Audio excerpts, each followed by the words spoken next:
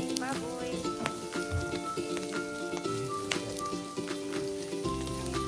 Fresh na fresh po yan guys. Kanina lang yan. Bibili na ko sa market. Fresh yung karning. Fresh yung ano yan. Antayin na lang natin kulay brown yung karning guys. Balik na rin. Yan. Balik na rin natin yung ibang sa kabilang side na natin.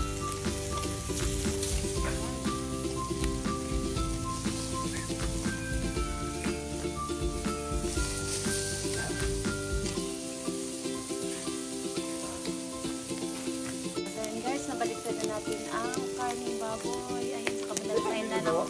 Sa kabilang side na lang po. At maluluto na po yan.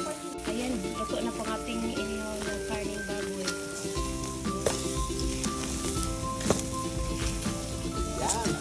Ayan, sarap na sarap yan. Kasi bagong ano yan. Bagong harvest. Bagong harvest. Bagong harvest.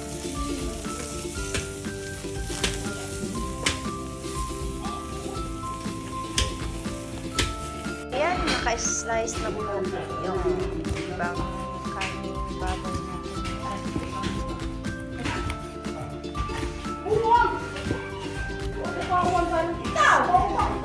Oh, ang sarap niyan. Dalang ano? Lagayan ng karning baboy. Dali na dito. At syempre, tikman natin guys. Ay, mainit. Hindi kaya.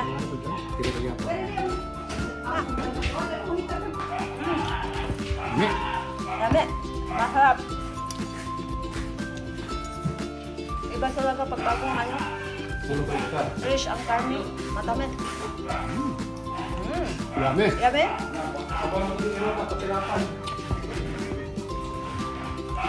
Ito na po guys, na-slice na po natin lahat ng karning baboy. Ayan po ang sauce. Napakasarap po talaga niya guys.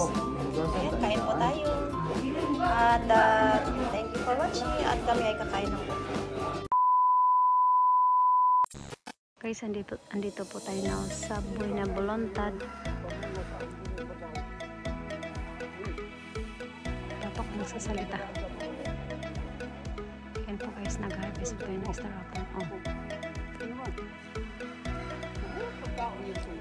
Ayan po guys, marami na po tayong na-harvest na star apple. Ayan po ang unang dating. Ayan po ang star apple natin guys. Ayan po ang aking father. Original ba na yung kawali mo? Banga chuto. Tsulay stay. Ay. Okay, akit eh. Ayan. Oh, sugod. Ayan, ang hinog na po yan guys. Na-open na po yun. Guys, ang aking star apple.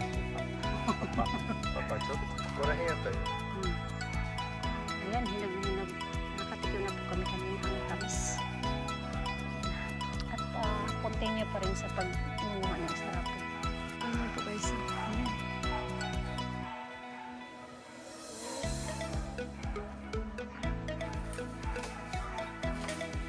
Kasi kailangan pag mag-harvest kayo gamitan ng sako or net na hindi siya malaglag pag tanggalin mo sa puno or sanga. Kasi pag malaglag yan ako, sira.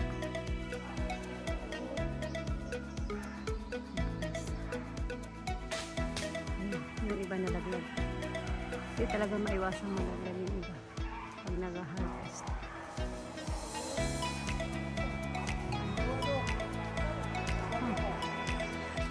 And guys, continuation pa rin sa pag-harvest ng star apple. Ito na po yung nakuha namin. Isang basket. At mauna na kaming uwi. Ito na po guys, so ang laman po ng star apple. Napakatamis po talaga niya. Ayan. Kain po tayo guys. At salamat po sa panonood. Thanks for watching everyone.